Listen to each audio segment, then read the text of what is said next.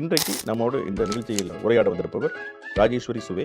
அகில இந்திய குடிமைப்பணி தேர்வுகள் 2025ஆம் ஆண்டு தேர்வுகளில் அகில இந்திய அளவில் 2வது இடம் பெற்ற தமிழ்நாட்டிற்கு பெருமை சேர்த்த அவரோடு நாம் உரையாடலாம்.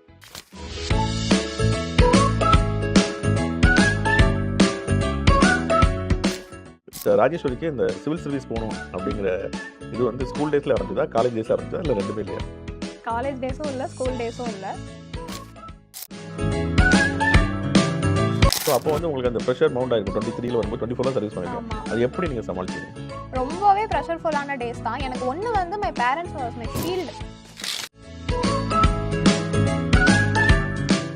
அல்லது உங்களை வந்து ரிலாக்ஸ் பண்ணிக்கிறதுக்கான ஹாபி, சினிமா பார்க்குறது, அந்த மாதிரியான விஷயங்கள் இருந்துச்சா? இல்லை எல்லா நேரமும் படிப்பு தான். இந்த ஹாபி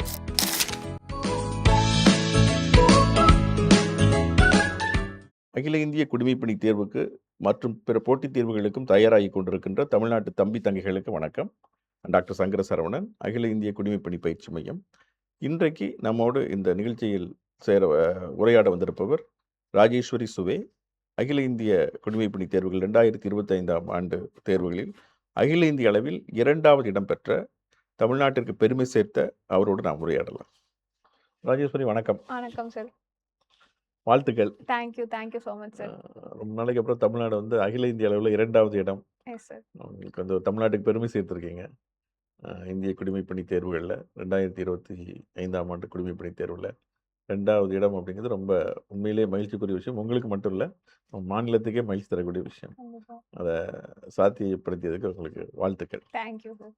இப்போ உங்களுடைய வெற்றியில் அகில இந்திய குடிமைப்பணி பயிற்சி மையத்துக்கும் பங்கு இருக்குது அப்படிங்கிறதுல எங்களுக்கும் மகிழ்ச்சி. கண்டிப்பா. இப்போ வந்து ராஜேஸ்வரிக்கு இந்த சிவில் சர்வீஸ் போகணும் அப்படிங்கிற இது வந்து ஸ்கூல் டேஸில் ஆரம்பிச்சதா, காலேஜ் டேஸில் ஆரம்பிச்சதா, இல்லை ரெண்டுமே இல்லையா? காலேஜ் டேஸும் இல்லை, ஸ்கூல் டேஸும் இல்லை. ஃபைனல் இயர் படிக்கும்போது அஸ் யூஷுவல் எவ்ரி ஸ்டூடெண்ட் மாதிரி நானுமே ஃபைனல் இயர் படிக்கும்போது என்ன பண்ணலாம் அப்படின்னு யோசிச்சுட்டு இருந்தேன்னா, நான் பிஇ ட்ரிபிள் இ பண்ணிட்டு இருந்தேன். ஸோ ஃபைனல் இயர் பிளேஸ்மெண்ட்ஸ் போகலாமான்னு. எனக்கு பிளேஸ்மெண்ட்ஸ் வேண்டாம், ஹையர் எஜுகேஷன். ஏன்னா as my mother is associate professor, எனக்கு ஒரு ஹையர் எஜுகேஷனில் போகலாம் அப்படின்னு ஒரு இன்ட்ரெஸ்ட் இருந்தது. பட் அப்போதான் வந்து என் பேரண்ட்ஸ் தான் வந்து இந்த ஒரு ஃபீல்டு நீ சூஸ் பண்ணு, உனக்கு இது நல்லா இருக்கும் அப்படின்னு சொல்லிட்டு ஒரு லைட் வந்து ஃபர்ஸ்ட் லைட் அவங்க தான் த்ரோ பண்ணாங்க. அதுக்கப்புறம் நான் வந்து சரி ஓகே, எனக்கு ஃபர்ஸ்ட் பெருசா இன்ட்ரெஸ்ட் இல்லை, ஏன்னா நானும் அது சூஸ் பண்ணலன்றதுனால. பட் அவங்க ஒன்ஸ் அந்த சீட்ஸ் வந்து கொடுத்த உடனே எனக்கு என்ன தோணுச்சுன்னா, ஃபர்ஸ்ட் நம்ம உட்காந்து என்ன இருக்குன்னு பார்ப்போம், ஒரு பேசிக் ஐடியாவாவது அதுல இருக்கணும்லன்னு சொல்லிட்டு அந்த ஜாப் ப்ரொஃபைல் பார்க்கறது. அப்போதான் ஃபர்ஸ்ட் டைம் வந்துட்டு, ஏன்னா அதுக்கு முன்னாடி எனக்கு டைரக்டா ஐஏஎஸ் ஐபிஎஸ் கூட இன்ட்ராக்ஷன் இருந்தது கிடையாது. அவங்களோட ஜாப், ஏன்னா ஃபேமிலியிலேயுமே சிவில் சர்வன்ஸ் யாரும் கிடையாது. Government servants are there, but civil servants கிடையாது. ஸோ அந்த டைம்ல வந்துட்டு ப்ரொஃபைல்ஸ் பார்த்து அப்போ இருந்த டாப்பர்ஸ் எல்லாம் பார்த்துட்டு சரி ஓகே, ரொம்ப வேர்சடைலா இருக்கு, டைவர்ஸா இருக்கு, ஒரு பாலிசி மேக்கிங்லலாம் நம்ம போகலாம்னா அப்போ நம்ம நிறைய பேர் லைஃப்ஸ் ரீச் பண்ணலாம். அந்த ஒரு இன்ட்ரெஸ்டிங்கா இருந்தது எனக்கு. அப்படி எடுத்தது தான் வந்து இந்த சிவில் சர்வீஸ் இதுவே. ஓகே. இப்போ வீட்டில் சஜஸ்ட் பண்ணும்போது அவங்க வந்து உங்களை ஸ்டேட் சர்வீஸ் எழுத சொன்னாங்களா, அல்லது டைரக்டா யூபிஎஸ்சியா? யூபிஎஸ்சி தான் எழுத சொன்னாங்க. அவங்க எனக்கு ஃபர்ஸ்ட் எக்ஸ்போஷரே they gave me to go into UPSC தான். யூபிஎஸ்சி இப்போ காலேஜில் ஃபைனல் இயர் இருக்கும்போதா? ஆமா, ஃபைனல் இயர்ல அட்மோஸ்ட் லாஸ்ட் செம்ல அந்த கேட் எக்ஸாம்ஸ் போறாமா அந்த மாதிரி யோசிச்சுட்டு இருக்கும்போது தான். எங்க படிச்சீங்க? எந்த காலேஜ்? நான் வேல்டெக் மல்டிடெக் இன்ஜினியரிங் காலேஜ் ஆவடியில், சென்னையில். ஸோ அப்போ உங்களுக்கு எப்போ எக்ஸ்போஷர் வந்த உடனே யூபிஎஸ்சின்னு உடனே யூபிஎஸ்சிக்கான பயிற்சி எப்படி தொடங்குனீங்க? சார் ஃபர்ஸ்ட் வந்து எந்த வருஷம்? நான் 2018ல நான் என்னோட கிராஜுவேஷனை முடித்தேன். ஸோ அப்போவே வந்துட்டு ஜாயின் பண்ணிட்டேன். ஒரு தனியார் நிறுவனத்தில் தான், அவங்க ஒரு பயிற்சி மையத்தில் தான் வந்து ஃபஸ்ட்டு ஜாயின் பண்ணி பிசிஎம் பேட்ச் போயிட்டு இருந்தது. அப்புறம் அந்த ஃபர்ஸ்ட் அட்டெம்ப்ட் கிளியர் பண்ண முடியலை. என்னோட ஸ்கோர் வந்து 78 அந்த ரேஞ்சில் இருந்தது. பட் அப்போது கட் ஆஃப் வந்து அதிகமாக தான் இருந்தது. 95 ப்ளஸ்ஸாவது எடுத்துருக்கணுன்ற மாதிரி இருந்தது. சம்வேர் அரௌண்ட் 15 மார்க்ஸ் லேக்ல தான் இருந்தேன். அப்புறம் கோவிட் வந்ததுனால கொஞ்சம் அதுவுமே வந்து தடைப்பட்டு போயிடுச்சு. அதுக்கப்புறம் ஒரு 2 அட்டெம்ப்ட் ஃபெயிலியர் ஆனதுக்கு அப்புறம் தான் வந்துட்டு டிஎன்பிஎஸ்சி எனக்கான பேரலா அது கிளியர் ஆயிட்டே இருந்தது without preparation prelims. So TNPSC போகலாம் அப்படின்ற ஒரு தாட் எனக்கு வந்துச்சு. ஓகே. இப்போ டிஎன்பிஎஸ்சி 2000லேருந்து 2010லேருந்து எழுத ஆரம்பிச்சிட்டிங்களா? 2019ல நான் பாஸ் அவுட் ஆன அந்த வருஷம் ஒரு ப்ரிலிம்ஸ் வந்தது, குரூப் 1. அது அப்பதான் நான் ஒரு 5-6 மாசம் யூபிஎஸ்சி படிச்சிருந்த ஐடியா வச்சு எழுதினேன். பட் ஐ காட் கிளியர்ட் அது. ஓகே. ப்ரிலிம்ஸ் கிளியர் ஆச்சு. ஓகே. நான் அந்த டைம்ல ஒரு அவேர்னஸ் இல்லாம மெயின்ஸ்க்கு சரியா அது ப்ரிப்பேர் பண்ணல. ஏன்னா நான் யுபிஎஸ்சியே ஃபர்ஸ்ட் அட்டெம்ப்ட் கூட குடுக்காதனால எனக்கு அப்ப என்ன பண்றதுன்னு தெரியல. தெரியல. சரியான கைடன்ஸ் இல்லாதனால ஐ மிஸ்ட் இட். நான் மெயின்ஸ் ப்ரிப்பேர் பண்ணாம குடுத்துட்டு எனக்கு அது ரொம்ப ரிக்ரெட் பண்ணேன் அதுக்கப்புறம். ஓகே. 19ம் 20 2மே உங்களுக்கு இது வரல. யுபிஎஸ்சி பிரிலிம்ஸ் வரலையா?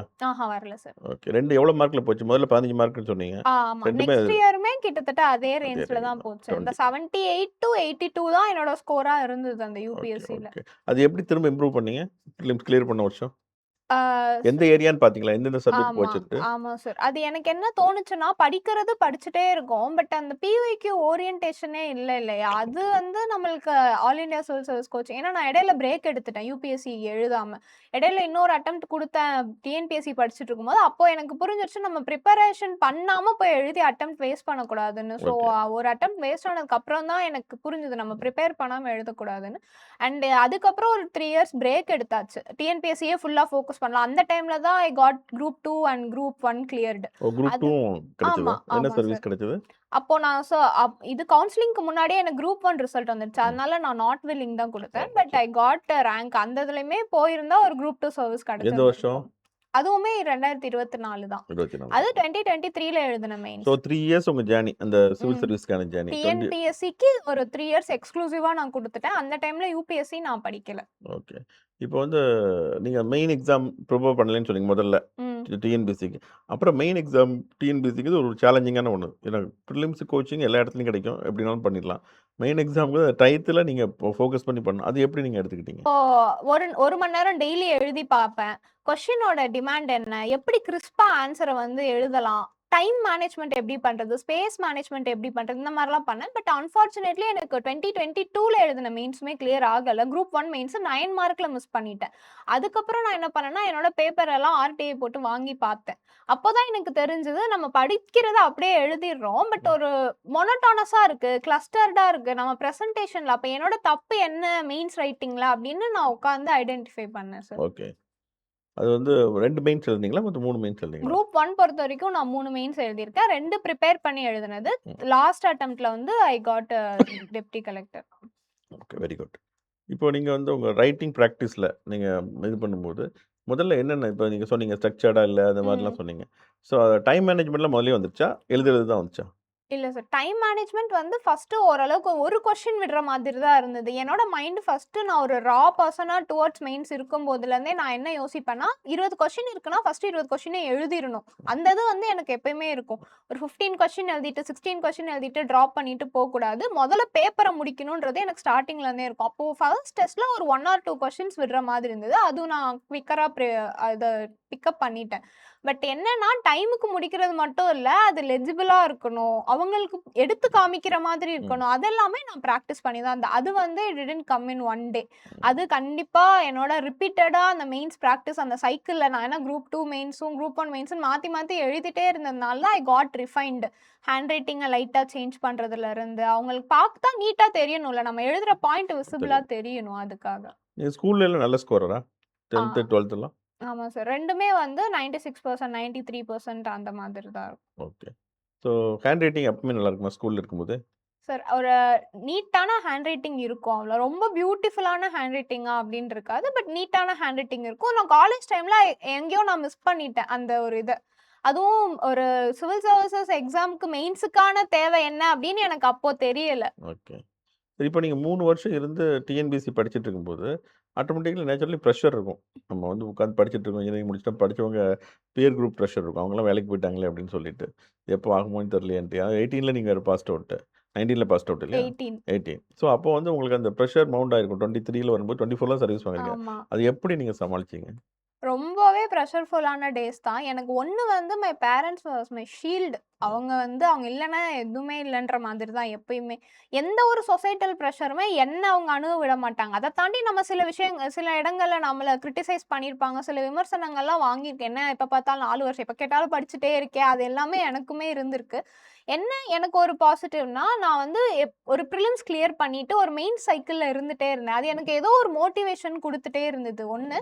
இன்னொன்னு வந்துட்டு ஒரு செல்ஃப் கான்ஃபிடன்ஸ் வந்து சரி நம்மளால முடியும். ஏன்னா நம்ம வொர்க் பண்ணாம இல்லல்ல. நம்ம பண்றோம். அப்ப என்னைக்கா இருந்தாலும் நம்ம கரெக்ட் பண்ண நம்ம போவோம் அப்டின்னா, அதுக்கு மென்டார்ஸ் அண்ட் கைட்ஸ் கண்டிப்பா அவங்களோட சப்போர்ட்டும் ஏன்னா உன்னால முடியும். நீ கரெக்ட்டான பொட்டன்ஷியல் இருக்கிற ஒரு கேண்டிடேட் தான் அப்டின்ற அந்த ஒரு ஐடென்டிஃபிகேஷன் நம்மள பார்த்து அவங்க ஒரு ரெகக்னிஷன் குடுக்கும்போது, சரி நம்மளால முடியும். நம்ம எஃபோர்ட் போட்டுட்டே இருக்கணும். பெர்சிஸ்டன்ஸ் தான் முக்கியம் அப்டின்ற ஒரு எண்ணம் இருந்துட்டே இருந்தது சார்.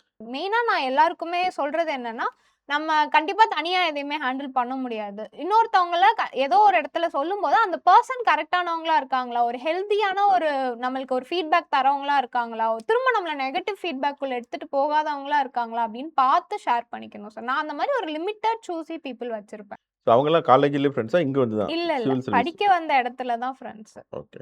யுபிஎஸ்சி ஜேர்னியில் நீங்க ஆனப்போ, அதுக்கான டிஸ்கஷன், அதுக்கான ஒரு எலைட் குரூப்பு, உங்களுடைய வேவ் லெங்த்தோட டிஸ்கஸ் ம். பண்றவங்க, அப்படிங்கிறது தனி குரூப் இல்லையா? ஆமா. அது வந்து உங்களுக்கு எவ்வளோ தூரம் ஹெல்ப்ஃபுல்லா இருந்தது? ம். யுபிஎஸ்சிலயுமே வந்துட்டு நான் இந்த மாதிரி ஒரு 4, 5 பேர் கிட்ட தான் ரொம்ப வந்து அந்த டிஸ்கஷன். எனக்கு என்னன்னா, நான் மத்தவங்களுக்கும் சொல்றது என்னன்னா, ஒரு 10, 15 பேர் கிட்ட போய் டிஸ்கஸ் பண்ணி டைவர்ட் ஆகாம, நான் நீங்க சொல்ற மாரி நம்மளோட வேவ் லென்த்க்கு செட் ஆகுற மாதிரி ஏன்னா அவங்களும் ஒரு சின்சியர் கேண்டிடேட்டா ஆமா. இருக்கணும். அந்த மாதிரி இருக்கிற ஒரு 5, 6 பேர் எனக்கு எப்பவுமே க்ளோஸ். அதுவும் மெயினா யுபிஎஸ்சி சர்க்கிள்ன்னு பார்த்தா எனக்கு all India civil service coaching centre வந்ததுக்கப்புறம் ஏன்னா நான் குரூப் 1 மெயின்ஸ் எழுதிட்டு இங்க வந்தேன். பிரிலிம்ஸ்க்காக அந்த இயர் பிரிலிம்ஸ்க்காக. ஸோ அப்பத்துலருந்து எனக்கு வந்து பவித்ரா, சிவதாரணி, சிவசங்கரி என்னோட ரூம்மேட்ஸ் அவங்க எல்லாருமே. அவங்க எல்லாரும் இப்ப பவித்ரா வந்து இந்த இயர் என் கூடயே கிளியர் பண்ணி இந்தியன் ஃபாரஸ்ட் சர்வீஸ் கிளியர் பண்ணியிருக்காங்க. நாங்க எல்லாருமே ஒரு நாங்களுமே எப்பயுமே டிஸ்கஸ் பண்ணுவோமான்னா கிடையாது. எப்பயாவது நம்ம அந்த லைன் விட்டு டைவர்ட் ஆகுறோம் அப்படின்னு தெரிஞ்சா, நான் இது பண்ணிட்டு இருக்கேன். இது பண்ணலாமா? இது கரெக்ட்டா? அந்த ஒரு கோர்ஸ் கரெக்ஷன் மாதிரி. அந்த மாதிரியான ஒரு டிஸ்கஷன்ஸ் எங்களுக்கு இருக்கும். இதே மெயின்ஸ் டைம்ல வந்து என்னோட சொல்லுங்க சார். சொல்லுங்க, சொல்லுங்க. உள்ள என்னோட பரவால்ல. இதே மெயின் ஸ்ட்ரீம்ல வந்து என்னோட முன்னாடி படிச்சவங்கல்ல நான் வினோத் குமார்ன்னு ஒரு பர்சன். அவங்க வந்து எனக்கு இந்த மெயின்ஸ்ல எஸ்ஸேஸ் டிஸ்கஸ் பண்றதுக்கு ஹெல்ப்ஃபுல்லா நான் தாட் ப்ராசஸ் ஷேர் பண்ணிப்போம். அப்பயுமே ஒரு லிமிட்டட் தான்.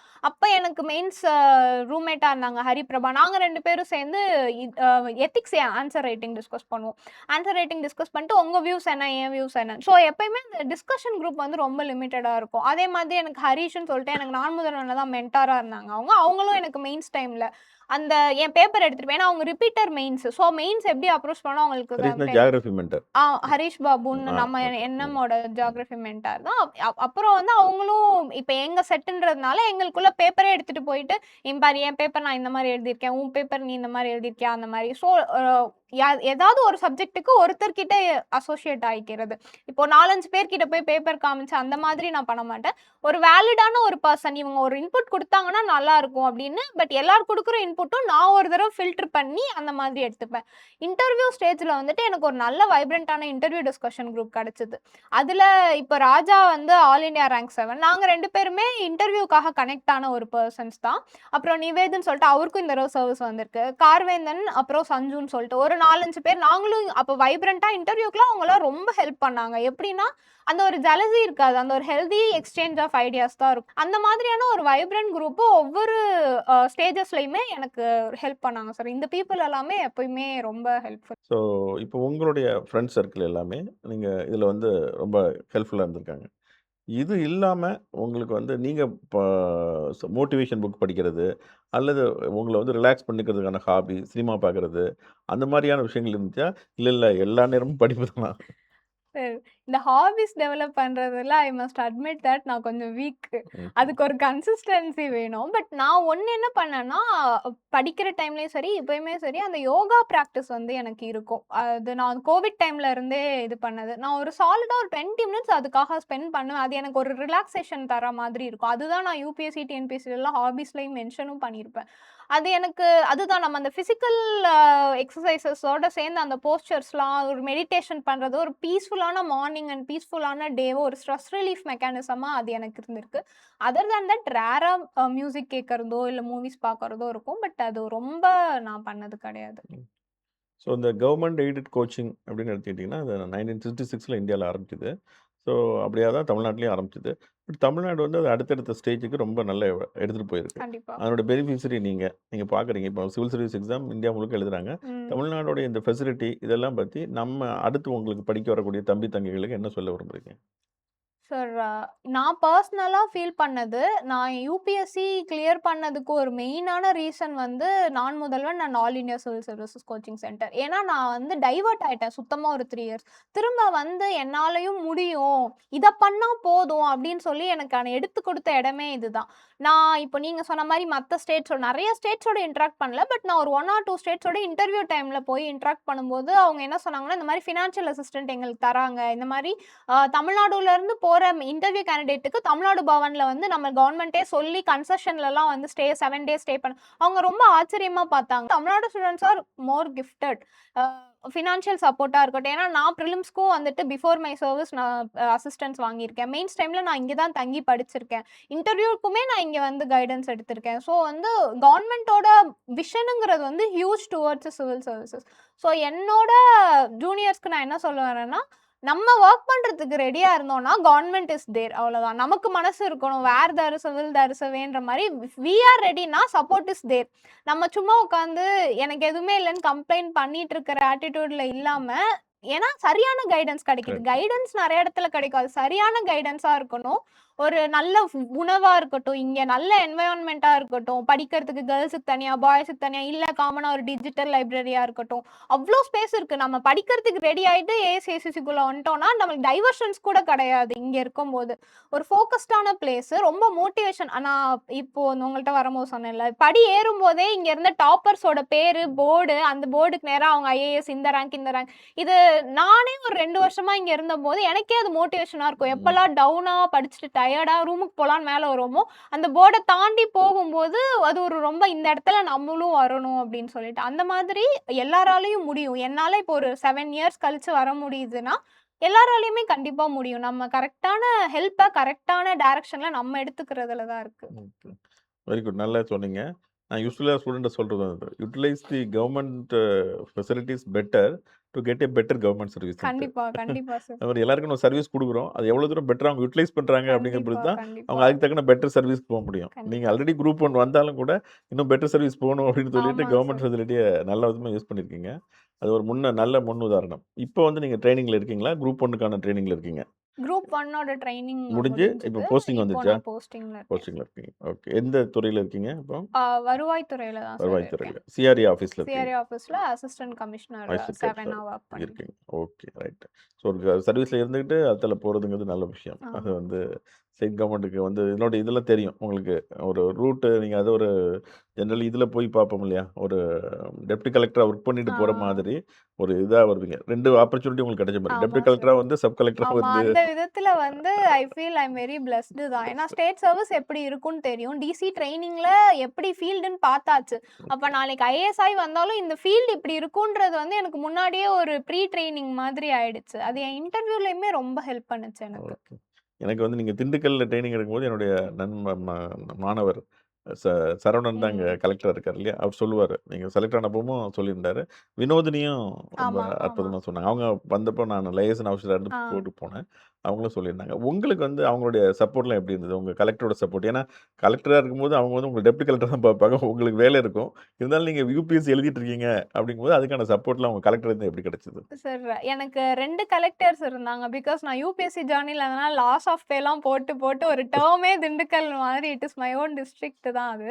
அங்க வந்து ஃபர்ஸ்ட்டு பூங்கொடி ஐஏஎஸ் மேம் கலெக்டரா இருந்தாங்க. அப்புறம் சரவணன் சார் கலெக்டரா இருந்தாங்க. 2 பேருமே வந்து ரொம்ப, ரொம்ப கார்டியல் அண்ட் அக்காமடேட்டிவ் நமக்கு. ஒரு ட்ரெய்னினா அவங்கள எந்த அளவு ஃபெசிலிட்டேட் பண்ணிக்கலாம் அப்படின்னு சொல்லிட்டு. குறிப்பா சரவணன் ஐஏஎஸ் சார் வந்துட்டு நான் ஃபர்ஸ்ட்டு போய் பிரிலிம்ஸ்க்காக லீவ் போட போறேன். ஒரு வார்த்தை கூட என்ட்ட என்ன, எப்போ வருவீங்க அதெல்லாம் கேட்கவே இல்ல. ஆல் தி பெஸ்ட்மான்னு சொல்லி சைன் போட்டு குடுத்துட்டாங்க. அவ்வளோதான். ஸோ அந்த அளவுக்கான சப்போர்ட் வந்து நம்மளுக்கு கலெக்டர்ட்ட இருக்கும். அண்ட் இன்னொன்னு நான் எப்பயுமே சார் கிட்ட பர்சனலா ஷேர் பண்றேன்னா, நீ சார் குடுத்த ட்ரெய்னிங்ஸ் வந்துட்டு அதுதான் நான் சொன்ன மாதிரி என்னோட யுபிஎஸ்சி இன்டர்வியூல ரொம்பவே ஹெல்ப்ஃபுல்லா எனக்கு ஃபர்ஸ்ட்டு போய் உட்கார்ந்த உடனே அவங்க என்கிட்ட கேட்ட கேள்வி வந்துட்டு, "உங்களோட டிசி ட்ரெய்னிங்ல நீங்க என்ஜாய் பண்ணி லேர்ன் பண்ண விஷயம் என்ன?" அப்படின்னு.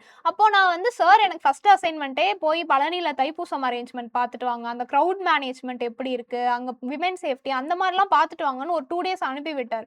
அந்த டைம்ல ரொம்ப என்ஜாய் பண்ணி பண்ணோம். அப்ப நான் அத போய் அந்த போர்ட்ல ரிஃப்ளெக்ட் பண்ணும்போது ரொம்ப ஆர்கானிக்கா இருந்தது. அப்பவே சேர்மேன் ரொம்ப அப்ரிஷியேட் பண்ணாங்க. அப்பவே நம்ம நம்மளுக்கு ஒரு கான்ஃபிடன்ஸ் வரும். அடுத்த ஒரு 1/2 மணி நேரம் ரொம்ப ஸ்மூத்தா தான் போன மாதிரி இருந்தது. ஸோ ட்ரெய்னிங்கா இருக்கட்டும், சப்போர்ட்டா லீவுக்கு போடுற சப்போர்ட்டா இருக்கட்டும், இன்டர்வியூ டைம்ல குடுக்குற இன்புட்ஸா இருக்கட்டும், எல்லாமே வந்து கலெக்டர் சைட்லருந்து எனக்கு ஒரு 100% வந்து ரொம்ப நல்ல இன்புட்ஸ் தான். ஓகே. Very good. இப்போ உங்களுடைய ஆப்ஷனல் வந்து ரொம்ப முக்கியமானது. நீங்க ப்ரிப்பேர் பண்ணும்போது, ஆப்ஷனல்ல வந்து நீங்க எப்படி எடுத்துக்கிட்டீங்க? இப்ப வேற வேற இடங்கள்ல எடுக்கிறோம். நமக்கு எது சூட் ஆகுதோ கேஃபிட்டேரியா அப்ரோச் தான். நம்ம ஏ, பி எங்க கிடைக்குமோ நம்ம எடுக்கிறோம். அது மாரி நீங்க எந்தெந்த இதெல்லாம் யுட்டிலைஸ் பண்ணிக்கிட்டீங்க? உங்களுடைய ஆப்ஷனல் ம். ட்ரெய்னிங்க்கு. ஸோ ஃபர்ஸ்ட்டு நான் ஆப்ஷனல் சூஸ் பண்ணதே வந்துட்டு ஒண்ணு யோசிச்சேன். இந்தியா லெவல்ல எல்லா இடத்துலயுமே நம்மளுக்கு சோர்சஸ் கிடைக்கிற மாரி ஒரு ஆப்ஷனலா இருக்கணும். எங்க வேணா நம்ம டெஸ்ட் பேட்ச் போட்டு எழுதிக்கிற மாதிரி இருக்கணும். இந்த மாதிரி விஷயங்கள் எனக்கு பெர்சனல் இன்ட்ரெஸ்ட் இருக்கு. இது மாரி பார்த்து தான் நான் அதில் படி எனக்கு சோசியாலஜி வந்து கொஸ்டின் பேப்பர்ஸ் பார்த்ததுல எனக்கு இது இருந்தது. இன்னொன்னு நான் தமிழ்நாட்டுல இருந்தாலுமே நான் டெல்லி இன்ஸ்டிடியூட்ஸ்லலாம் அக்சஸ் எடுத்துக்கிறதுக்கு இந்த ஆப்ஷனல்லாம் எனக்கு கொஞ்சம் பெட்டரா இருக்கும்னு தோணுச்சு. அந்த மாதிரி எடுத்தது தான் சோசியாலஜி. நான் ஜஸ்ட் வந்து எக்ஸாமுக்கு முன்னாடி ஒரே ஒரு தடவ பேசிக்ஸ் மட்டும் பார்த்து வச்சிருந்தேன். அவ்வளோதான் நான் பண்ணியிருந்தேன் மெயின்ஸ்க்கு முன்னாடி. இப்போ ஜிஎஸ் பேப்பர்ல வரும்பொழுது, அதுல வந்து 4 பேப்பர் இல்லையா? உங்களுக்கு அதுல வந்து எப்போதுமே அந்த பேப்பர் 3 ம். ரொம்ப சேலஞ்சிங்கா இருக்கு. இன்க்ளூடிங் டாப்பர் நீங்க ஃபர்ஸ்ட் ரேங்க், செகண்ட் ரேங்க் யாருமே 100 தாண்டல. ம். 250 மார்க்குக்கு. அது ஏன் அப்படி? பேப்பர் 90 3க்கான ரீசன் நீங்க என்ன நினைக்கிறீங்க? சார் இது நான் குரூப் 1லயும் இந்த இத ஃபீல் பண்ணியிருக்கேன். அங்கேயும் பேப்பர் 3 வந்து சப்ஜெக்ட்ஸ் தான் மெயினா. அந்த எக்கானமி, அக்ரிகல்ச்சர், அ இந்த science and disaster technology. Management, science and tech இந்த மாதிரி. இது இங்கேயும் அதே தான். இப்ப நான் பர்சனலா இதுதான் கரெக்ட்டான்னு எனக்கு தெரியல. பட் நான் பர்சனலா ஃபீல் பண்றது, இந்த மாதிரி சப்ஜெக்ட்ஸ்க்கு ஒரு ஃபேக்சுவலான ஓரியன்டேஷன் தேவை அப்படின்னு நான் நெனைக்கிறேன். நம்ம வந்து ஒரு சொசைட்டியோ, சோசியல் இஷ்யூவோ, இல்ல ஜியோகிராஃபி கான்செப்ட்டோ, ஹிஸ்டரியோ அது வேற. பட் இந்த சப்ஜெக்ட்ஸ்லாம் மோஸ்ட்லி டைனமிக்கா இருக்கும். கரண்ட் அஃபேர் ஓரியன்டடா இருக்கும். ஃபேக்ட்ஸ் நெறையா இருக்கும். எனக்கு முன்னாடி ஒரு மென்டார் சொல்லியிருக்காங்க. எக்கனாமிஸ்ட்ஸ் வந்து எப்ப கன்வின்ஸ் ஆவாங்கன்னா, நீங்க நம்பர்ஸ் காமிச்சா தான் அவங்க கன்வின்ஸ் ஆவாங்கன்னு சொல்லிட்டு. ஸோ இந்த சப்ஜெக்ட்ஸ்ல நம்ம அந்த மாதிரி அட்ரஸ் பண்றதுக்கு லேக் ஆகுறோமோ! அப்டின்றது வந்து என்னோட ஒரு தாட் சார். அத நம்ம அட்ரஸ் பண்ண ஏன்னா நான் வந்து பேப்பர் 3க்கு அது கொஞ்சம் கான்ஷியஸாவே ப்ரிப்பேர் பண்ணியிருந்தேன். அந்த சப்ஜெக்ட்ஸ்ல மட்டும் கொஞ்சம் ஃபேக்ட்ஸ் வந்து ரொம்ப பெருசா இல்லாம, இந்த பட்ஜெட்ல என்ன வந்திருக்கு? இந்த எக்கனாமிக் சர்வேல என்ன வந்திருக்கு? அந்த மாதிரி ஒவ்வொரு டாபிக்குக்கும் ப்ரிப்பேர் பண்ணி குடுத்தேன். அப்போ ஒரு நல்ல ரேங்க் வருது அந்த சப்ஜெக்ட்ல. அப்போ அங்க அதுதான் தேவை அப்படின்னு நான் நினைக்கிறேன் சார். இன்னொரு அப்சர்வேஷன் சொன்னாங்க. அது உங்களுக்கு சரியான்னு பாருங்க. அது என்ன பேப்பர் 3 பொறுத்த மட்டும் அக்ரிகல்ச்சர், உங்களுக்கு சயன்ஸ் அண்ட் டெக்னாலஜி, இது எக்கானமி தவிர, இன்னொரு 2 சப்ஜெக்ட் டிசாஸ்டர் ம். மேனேஜ்மென்ட்டும், செக்யூரிட்டியும் இருக்கு. Internal internal security. செக்யூரிட்டி. இது 2மே நீங்க பிரிலிம்ஸ்க்கு படிக்காத சப்ஜெக்ட். அதனால அவங்களுக்கு புதுசா படிக்க வேண்டியிருக்கு. மத்ததெல்லாம் படிச்சு எங்கேயாவது படிச்சிடுறாங்க. எல்லா இடத்துலயும் படிக்கிறோம். அதுக்கு ஹிஸ்ட்ரி, ஜியாகிரஃபி, பாலிட்டி எல்லாமே. பட் இந்த 2 சப்ஜெக்ட்டும் பேப்பர் 3ல இருக்கிறதுனால, அது மட்டும் கொஞ்சம் கஷ்டமா இருக்குன்னு ஒரு டாப்பர் தான் சொன்னாரு. இந்த வியூவோட நீங்க எப்படி பார்க்குறீங்க? மேபி இருக்கலாம் சார். இப்போ எ எனக்கு இது ஃபர்ஸ்ட்டு தோணல. பட் நீங்க சொல்ற மாதிரி ஹிஸ்ட்ரி நம்ம பிரிலிம்ஸ்ல படிச்சிருப்போம். ஸோ அந்த ஃபேக்ட் தனியா மனப்பாடம் பண்ண தேவையில்ல. ஜியோகிராஃபி கான்செப்ட்ஸ் பிரிலிம்ஸ்ல படிச்சிருப்போம். பட் என்னோட ஒரு எண்ணம் என்னன்னா, எத்திக்ஸும் அப்போ புதுசு தான். ஆனா எத்திக்ஸ்ல ஸ்கோர் ம். நம்மனால வாங்க வாங்க முடியுது. முடியுது. ஒரு சின்சியரான கேண்டிடேட்னா புதுசா குடுத்தாலுமே ஏன்னா disaster management and internal security ரொம்ப டெக்னிக்கலான சப்ஜெக்ட் கிடையாது. அது வந்து புரிஞ்சு படிச்சா புரிஞ்சுக்கிற மாதிரியான சப்ஜெக்ட் தான். மேபி அவங்க சொல்றது கரெக்ட்டா இல்ல இருக்கலாம். பட் ஒருத்தருக்கு ஒரு ஸ்ட்ராட்டஜி ஆமா. அது மாரி. எனக்கு வந்து நீங்க இதுதான் அப்படிதான். நீங்க தோணுது. சொல்ற பாயிண்ட் கரெக்ட் தான். அப்ப எத்திக்ஸ் புதுசு தானே. அப்ப ம். அதெல்லாம் வாங்குறோம் இல்லையா? ரைட். ஸோ இந்த நேச்சர் ஆஃப் த சப்ஜெக்ட் அதுவும் ஒரு கண்டிப்பா காரணம் சார். சொல்றீங்க. அது இப்போ ப்ரோ பண்றது ஓகே. ஸோ இப்போ நீங்க எஸ்ஏ பேப்பர் ரொம்ப முக்கியமானது. எஸ்ஏக்கு எப்படி பிராக்டிஸ் எடுத்துக்கிட்டீங்க? சார் எஸ்ஏ வந்துட்டு எவ்வளோ ஸ்கோர் எனக்கு வந்துச்சு எஸ்ஏ உங்களுக்கு? எனக்கு 119 ஓகே. 119 வந்துச்சு. எஸ்ஏ வந்துட்டு நான் ஃபர்ஸ்ட்டு எனக்கு எஸ்ஏ எழுத தெரியாது. அதுதான் வந்து ட்ரூத். ஏன்னா நான் ஸ்கூல்ல அப்ப ஏதாவது ஒரு சின்ன எஸ்ஏ எழுதியிருப்போம் அவ்வளோதான். அதுக்கப்புறம் எஸ்ஏ டச்லாம் இல்ல. குரூப் 1லயும் எஸ்ஏ கிடையாது. அதுக்கப்புறமா தான் நான் கொஞ்சம் டாப்பர்ஸ் காப்பி. இன்னொன்னு டாப்பர்ஸ் காப்பி வாசிக்கிறதுல ஒவ்வொருத்தர் ஒவ்வொரு ஸ்டைல்ல எழுதியிருப்பாங்க. அதுலயுமே எது நம்மளால உள்வாங்க முடியுதோ அத மட்டும் அந்த மாரி ஒரு 2, 3 டாப்பர்ஸோடதுலருந்து எனக்கு புரிஞ்சது. எப்படி கனெக்ஷன் எஸ்டாப்ளிஷ் பண்றாங்க? எப்படி அந்த ஃப்ளோ மெயின்டெயின் அந்த மாதிரி எழுதி எழுதி தான் சார் நான் எஸ்ஸே வந்து இம்ப்ரூவ் பண்ண ஆரம்பிச்சேன். ஏன்னா என் ஃபர்ஸ்ட் எஸ்ஸேல இன்னமும் ஞாபகம் இருக்கு. லிட்டரலி ஒரு ஜிஎஸ் ஆன்சர் மாதிரி எழுதியிருப்பேன். பாயிண்ட்ஸ் போட்டு, ஃபர்ஸ்ட்லி, செகண்ட்லி அந்த மாரிலாம் போட்டு. அதுக்கப்புறம் தான் எனக்கு எஸ்ஸேய பொறுத்தவரைக்கும் ஃப்ளோ தான் முக்கியம். ஒரு நீட்டான இன்ட்ரோடக்ஷன் எடுத்துட்டு வந்து எஸ்ஸேல கனெக்ட் பண்ணணும். எங்கேயுமே நம்ம தடுமாறக்கூடாது எஸ்ஸேல. ஒரு ஆன்டி தீசிஸ் எடுத்துட்டு வரணும். இதெல்லாம். அப்புறம் எக்ஸாம்பிள்ஸ் வந்து நான் எஸ்ஸேக்கு வந்து கொஞ்சம் கொஞ்சம் சேகரிச்சேன். எத்திக்ஸ்க்கும், எஸ்ஸேக்கும். அத வச்சு பெட்டரா நான் வந்து பெர்ஃபார்ம் பண்ணேன் sir. Okay. Very good. Interview ரொம்ப குரூசியல். உங்களுக்கு இன்டர்வியூல எவ்வளோ மார்க் ஸ்கோர் வந்தது? 202. ஸோ 200 கிராஸ் பண்ணுறது ரொம்ப முக்கியமான விஷயம். ஸோ அது அந்த போர்டு நமக்கு சரியா அமையணும். கண்டிப்பா. நம்மளும் நல்லது பண்ணணும். இப்போ வந்து உங்களுக்கு எந்த போர்டு வந்துச்சு? எப்படி என்னென்ன கேள்விகள் கேட்டாங்க? நீங்க பண்ணிட்டு வந்தப்புறம் உங்களுடைய ஃபீலிங் என்னவா இருந்துச்சு? ஆ. எனக்கு வந்து எனக்கு சுஜாதா சதுர்வேதி மேம் போர்டு. அவங்க வந்து இந்த தடவ தான் ஃபர்ஸ்ட்டு யுபிஎஸ்சி மெம்பர். ஸோ அவங்க போன வருஷம் எப்படி மார்க் போட்டிருக்காங்கன்ற ஐடியா ஐடியா நம்மளுக்கு கிடையாது. கிடையாது. இந்த ஒரு இது கால்குலேஷன்ஸ் மேத்க்குலாம் இருக்கும். இந்த மேம் வந்து இந்த சார் வந்து போன வருஷம் இப்படிலாம் மார்க் போட்டிருக்காரு ஆமா. அப்படின்ற மாரி. அது கூட எங்களுக்கு இல்ல. இல்ல. ஸோ உள்ள முதல்ல வெளிய உட்கார்ந்த உடனே மேம் பேர் பார்த்த உடனே எனக்கு கரெக்ட்டா ஒரு 2 நாள் முன்னாடி ஒரு இன்டர்வியூ கேண்டிடேட் தானேஸ்வர்ன்னு அவர் அந்த மேமோட போர்டுக்கு போயிருந்ததா வந்து சொன்னாரு. அவர் சொல்லும்போது ஒரு மாரி அவரோட எக்ஸ்பீரியன்ஸ் பாசிட்டிவா இருந்த மாதிரி சொன்னாரு. எனக்கு வந்து ஆர்கானிக்கா தான் கொஸ்டின்ஸ் கேட்டாங்க. ரொம்ப ஆமா. ஃபேக்சுவலா அவருக்கு கேட்கல. வந்து இந்த இதெல்லாம் கேட்டாங்கல்ல, நெகட்டிவ் இது ஆமா. ஃபர்ஸ்ட்டு கேரக்டர்ஸ் போய் வந்து. உட்கார்ந்த உடனே பாசிட்டிவ் சொல்லு, நெகட்டிவ் சொல்லுன்னு. அந்த மாதிரி எனக்கு என்ன தோணுதுன்னா, அந்த மாதிரி இருந்தா பரவால்ல. We can build a conversation. இன்டர்வியூவ பொறுத்தவரைக்கும் நம்ம ஆன்ஸர் கொஸ்டின்னு போன்றத விட, if we are building a conversation even if we are not answering the கொஸ்டின்னாலே மார்க் வரும்ன்றது வந்து ஒரு பேசிக் அண்டர்ஸ்டாண்டிங். அந்த மாரி இருந்துட்டா பரவால்ல அப்டின்னது மேம் பார்த்தோனே எனக்குள்ள ஒரு பாசிட்டிவ் இது மேம் போர்டு அங்க வெளிய உட்கார்ந்திருக்கும்போது அஃப்கோர்ஸ் ரொம்ப டென்ஷனான மொமெண்ட்ஸ். பட் உள்ள போன உடனே நான் ஆல்ரெடி சொன்ன மாரி எனக்கு ஃபர்ஸ்ட்டு கொஸ்டினே வந்துட்டு என் ப்ரொஃபைல ரீட் பண்ணாங்க. லவுடா ரீட் பண்ணிட்டு, ஆ "you are working as a DC ட்ரெய்னியா? சரி அப்ப நீங்க என்ஜாய் பண்ணது என்னன்னு?" அப்புறம் ஃபர்ஸ்ட்டே வந்து அவங்க அப்ரிஷியேட் அப்ரிஷியேட் பண்ண உடனே நம்மளுக்கும் ஒரு கான்ஃபிடன்ஸ் வந்துருச்சு. அப்புறம் எனக்கு இருந்த எல்லா கொஸ்டினுமே இந்த மோஸ்ட்லி என்னால தைப்பூச எக்ஸ்பீரியன்ஸ் தான் ஆமா. சொன்னீங்களா? தைப்பூசம் எக்ஸ்பீரியன்ஸ் தான் சொன்னேன். ஓகே. எப்படி நம்ம வந்து அந்த பாத யாத்திரை வரவங்களுக்கு எந்த அளவுக்கு அப்புறம் கிளன்லினஸ், பொல்யூஷன் கண்ட்ரோல் அது எல்லாமே நம்ம மல்டிபிள் ஆஸ்பெக்ட்ஸ் அது என்ன ஒன்லி திங்னா நாங்க உண்மையிலேயே போய் அத பண்ணனால பார்க்கணும். தான் என்னால அது பேச முடிஞ்சது. அவங்களுக்குமே அது கன்வே ஆயிருக்கும்ல. அங்க இருந்து அதுக்கப்புறம் அவங்க என்னோட ஜாப் ப்ரொஃபைல் நீ நீ டிஸ்ட்ரிக்ட் கலெக்டரா இருந்தா என்ன பண்ணுவ? அந்த மாரி ஒரு மாரி சிச்சுவேஷன் பேஸ்டு கொஸ்டின். எனக்கு ரொம்ப கம்ஃபர்டபுளான ஏரியால இருந்து வந்த மாரி நான் ஃபீல் பண்றேன். லாஸ்ட்ல 1, 2 கொஸ்டின்ஸ் கோர் என்ஜினியரிங்லேருந்து கேட்டாங்க. ஐ வாஸ் வெரி ஃபிராங்க் எனக்கு தெரியல சார். I don't know. ஆனா அது வந்து என்னோட மார்க்ல ரிஃப்ளெக்ட் ஆகல. நான் என்ன ஃபீல் பண்றேன்னா, நம்ம அவங்களுக்கு வந்து என்ன ஒரு இம்பாக்ட் குடுத்துட்டு வரோம். ஓகே இவங்க வந்தாங்கன்னா, இவங்களால சமாளிக்க முடியும். She will become a good officer. ஏன்னா அங்க ஒரு 4த் மெம்பர் அவரே சொன்னாரு என்ட்ட. அப்போ you will clear this exam and you will become a good officer அப்டின்னாரு. அது எல்லாமே வந்துட்டு நம்ம ஒரு நல்ல இம்பாக்ட் அங்க குடுக்குறோம் அப்டின்ற மாதிரி. எனக்கு கொஸ்டின்ஸ்மே மோஸ்ட்லி அப்படிதான். அந்த ஒரு ஸ்கீம் எப்படி இம்ப்ளிமெண்ட் பண்ணுவீங்க? நீங்க எப்படி ஒரு டேவ பிரையாரிடைஸ் பண்ணுவீங்க? ஒரு அ ஒரு ஹியூமன நீங்க எப்படி அப்ரோச் பண்ணுவீங்க? அந்த இன்டர்ஃபேஸ் எப்படி இருக்கும்? அந்த எமோஷனல் இன்டெலிஜென்ஸ் எப்படி இருக்கும்? அந்த மாதிரி. அப்புறம் தமிழ்நாடு ரிலேட்டடா கச்சத்தீவு கொஸ்டின்ஸ் கூட கேட்டிருந்தாங்க எனக்கு. இது நம்ம எல்லாமே ஓரளவு ப்ரிப்பேர் பண்ணிட்டு போன ஏரியாவா தான் இருந்தது. அந்த என்ஜினியரிங் கொஸ்டின் வந்து எனக்கு நான் முடிச்சு 7 இயர்ஸ் ஆயிருச்சு. என்ட்ட ஏன் இத கேட்கிறீங்க? அப்படிதான் இருந்தது. பட் என்ன என்ன தெரியலன்னா கேட்டாங்க தெரியல. இன்ஜினியரிங்ல? நான் ட்ரிபிள் இ என்ஜினியர் சார். அவங்க சாஃப்ட்வேர் அப்கிரேடேஷன் அந்த மாதிரி கொஸ்டின்ஸ் கேட்டாங்க. எனக்கு அது தெரியல சார் ஓகே, அப்படின்னு ஓகே. சொல்லிட்டு. அதுலயும் கொஞ்சம் அந்த ஃபோன் ஸ்பெசிஃபிக்கா அந்த மாதிரி மாடல் ஸ்பெசிஃபிக்கா கேட்டாங்க. அதெல்லாம் எனக்கு எவ்வளோ தெரியல. நேரம் இன்டர்வியூ போச்சு உங்களுக்கு? சாலிடா ஒரு 20 டூ 22 மினிட்ஸ் தான் போயிருக்கும். இப்போ வந்து அந்த மாரி இன்டர்வியூல ஜெனரலி ஸ்ட்ரெஸ் ஆகுற விஷயம் நம்ம தெரியலன்னு சொல்லக்கூடிய விஷயங்கள். I will read about that sir ம். அப்படின்னு நம்ம சொல்லுவோம் இல்லையா? பொலைட்டா. ஸோ அந்த மாரி எத்தனை கேள்விகளுக்கு சொல்லியிருப்பீங்க?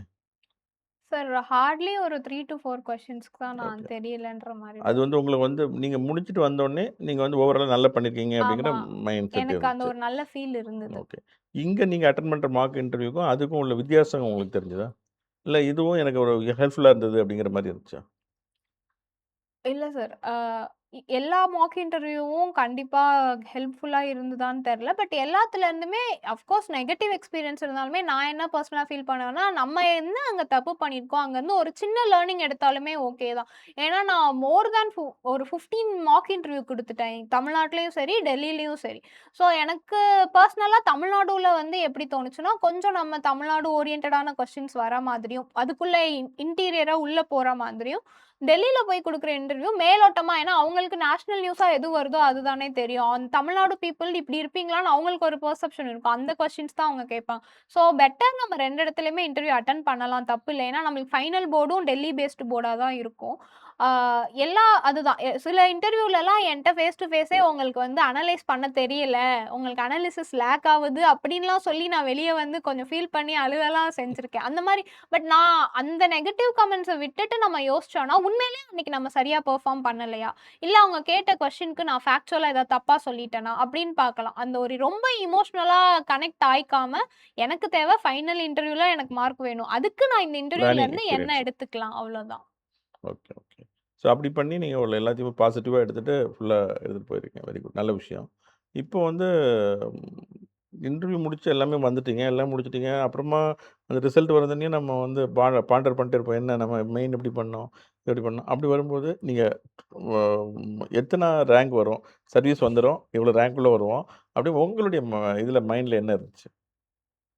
சார், நான் ஆல்ரெடி டெப்டி கலெக்டரா வொர்க் பண்ணிட்டுருக்கேன் என்னோட ஸ்டேட்லயே. ஸோ, என்னோட மைண்ட்ல என்னோட ஆப்ஷன்ஸ் கம்மி தான். ஈவன் நான் சர்வீஸ் ப்ரிஃபரன்ஸே 6 தான் குடுத்துருந்தேன். 23 சர்வீசஸ்ல. எனக்கு பர்சனலா என்னன்னா, அ நம்ம காடர்ல ஒர்க் பண்ணணுன்ற விஷயம் அது எல்லா ஆஸ்பிரண்ட்டுக்கும் இருக்கும்.